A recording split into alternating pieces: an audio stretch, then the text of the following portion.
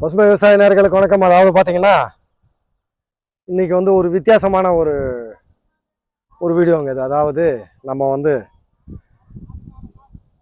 நெல் வந்து நாற்று விட்டு வந்து நடுறோம் எல்லாருமே மோஸ்ட்லி.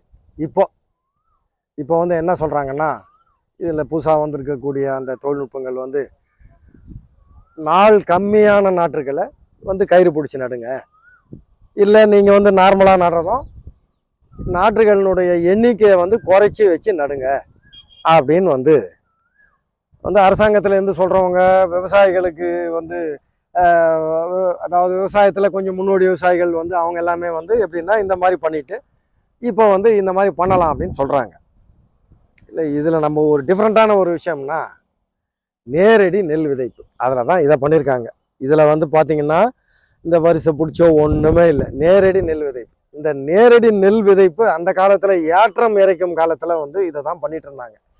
அப்போ வந்து நாற்று விட்டு நடுறதுக்கு உண்டான வாய்ப்பு எதனாலன்னா, இப்போ இதில் தண்ணி நிற்க வைக்கணும்னா இப்போ டிராக்டர் விட்டு ரொட்டாவேட்டர் அடித்து 2 சால் அடித்தாதான் தண்ணி நிற்கும். அதுக்கப்புறம் வந்து வரப்பு கழிச்சு அதிலேருந்து திருப்பி வரப்புக்கு மண்ணை வச்சு, அதாவது சேறு வச்சுட்டு எல்லாத்தையும் பூசிட்டு அதுக்கப்புறம் தான் தண்ணி நிற்க வச்ச பிறகு தான் நடுறோம்.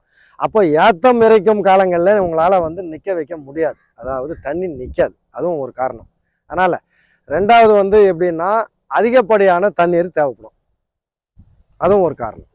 அதனால் வந்து நேரடி நெல் விதைப்பு பண்ணிட்டு இருந்தாங்க அந்த காலத்தில். இப்போ வந்து எப்படின்னா இப்போ திருப்பி வந்து கொஞ்சம் விவசாயிகள் அந்த வழிக்கு வராங்க. எதனால் வராங்கன்னா, அதிகப்படியான யூரியா பயன்பாடு. அப்போ என்ன ஆகுது, நாற்றை நீங்கள் கொண்டு வந்து நடும்போது என்ன ஆகுதுன்னா வேர் வளரல. அதாவது அதிகப்படியான தழைச்சத்து இருக்கும்போது என்ன ஆகுதுன்னா மைக்ரோ நியூட்ரியன்ஸ் டிஃபிஷியன்சி உங்களுக்கு வருது. அதாவது zinc, ferrous, boron, magnesium, molybdenum, magnesium, copper, இந்த மாதிரியான நுண்ணூட்ட சத்து குறைபாடு உங்களுக்கு வருது. அதனால் அப்போ உங்களுக்கு என்ன ஆகுதுன்னா வேர் வளர்ச்சி இல்லைன்னா உங்களால் வந்து அதனுடைய அந்த பக்க கிளப்புகள் வராது. எல்லாத்துக்கும் வந்து என்ன ஆகும்னா பிரச்சனை ஆகிடும். இப்போ நேரடி நெல் விதைப்பில் போகும் பட்சத்தில் என்ன ஆகும்னா, நீங்கள் நாற்று நடுறதை விட 15 நாள் முன்னாடியே அதனுடைய வாழ்நாள் வந்து உங்களுக்கு அறுவடைக்கு வந்துடும். மெயினாக காரணம்.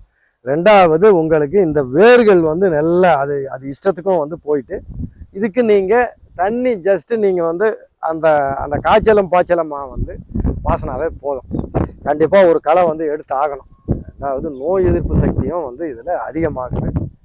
இனிமேல் அதாவது எப்படின்னா இந்த கடல் ஓரம் போக போக இப்போ நம்ம வந்து இந்த கும்மிடிப்பூண்டி பகுதி அந்த ஏரியாலாம் வந்து பார்த்திங்கன்னா கடல் ஓரம் போக போக இவங்க என்ன பண்ணுறாங்கன்னா உப்பு தண்ணி வந்துருச்சு அப்படின்னு சொல்லிட்டு அவங்க இந்த மரப்பயிர்களுக்கு எப்போ வந்துட்டாங்க.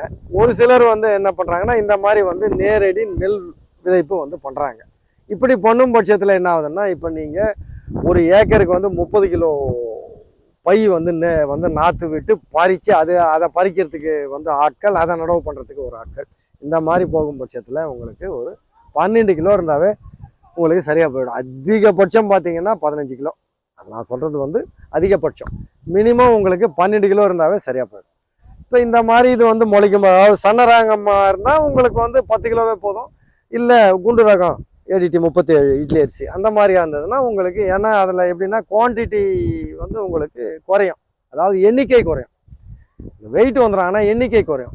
அப்போ உங்களுக்கு என்ன ஆகும்னா இன்னும் கொஞ்சம் அதிகமாக தேவைப்படும். 15 கிலோ 18 கிலோ வரைக்கும் கூட அந்த மாதிரி அது தேவைப்படும். இதில் ஒரு களை கண்டிப்பாக எடுத்தாகணும். நோய் எதிர்ப்பு சக்தியும் ஓரளவுக்கு இருக்குது. ஏன் இந்த நுனிகள் மஞ்சளாக இருக்குதுன்னா அதிகப்படியான காற்று, அதுவும் ஒரு காரணம். இதுக்கு பல காரணம் இருக்குது, அதுவும் ஒரு காரணம். அதனால் இனி வரப்போகும் காலங்களில் உங்களுக்கு என்ன ஆகும்னா இந்த மாதிரியான நேரடி நெல் விதைப்புக்கு தான் வரப்போகிறாங்க. ஏன்னா வந்துட்டாங்க, பல பேர் வந்துட்டாங்க. இதில் எப்படின்னா செலவும் குறைவு, ரெண்டாவது விதை நெல்லும் கம்மி.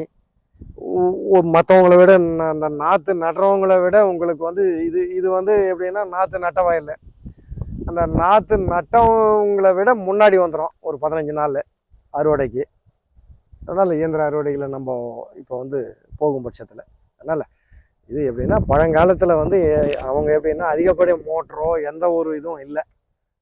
அதாவது எப்படின்னா ஏத்தம் இறைச்சி தான் பண்ணியிருந்தாங்க. ஒரு வீட்டில் 3 பேர் 4 பேர் வந்து இருப்பாங்க, அண்ணன் தம்பிங்க எல்லாரும் வந்து ஏத்தம் இறைச்சி அதில் தான் வந்து நடவு பண்ணுவாங்க. மோஸ்ட்லி எப்படின்னா இந்த சம்பா பட்டத்தை அதிகமாக பண்ணுவாங்க, ஏன்னா மழை பெய்யறதுனால ஓரளவுக்கு அட்ஜஸ்ட் ஆகிடும் அப்படின்னு. மற்ற பட்டங்கள் பண்ணுறது கம்மி. என்ன சம்பா பட்டம் பண்ணுறது வந்து உங்களுக்கு மழையிலே வந்து முக்கால்வாசி நாள் போயிடும். மீதி ஏதோ கொஞ்சம் அந்த தண்ணி வந்து தேவைப்படும் போது ஏற்ற இறைச்சா போதும் அப்படின்ற மாதிரி தான் வந்து அதை பண்ணிட்டு இருந்தாங்க. இந்த ஒரு சாகுபடி முறை இப்போ இது வந்து எதுக்குன்னா,